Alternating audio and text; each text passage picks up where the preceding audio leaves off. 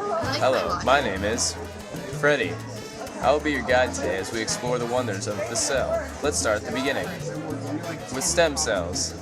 Stem cells are undifferentiated cells. This means they can turn into anything. Let's explore how they divide. This is a stem cell. It can divide into another stem cell, or it can become a progenitor cell. Now it becomes specialized.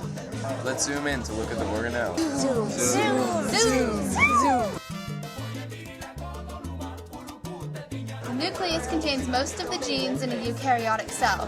The nucleolus, the big black thing in the middle of the nucleus, produces the mRNA. The rough ER has a similar function to the smooth ER, but ribosomes are attached to it, which create proteins that it modifies. Ribosomes are small organelles located throughout the cell. They can either be bound to the rough ER or free throughout the cell.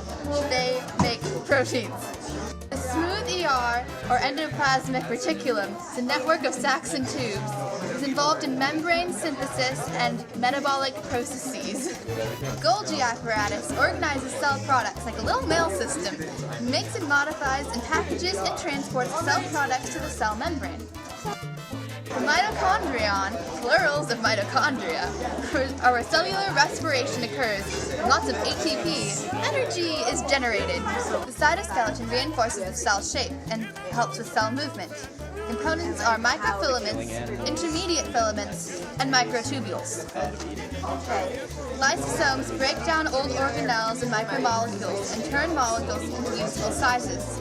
Toxosomes detoxify toxins and perform various metabolic functions for the cell. The centrioles are where the cell's mitotic spindles originate when the cell prepares to divide.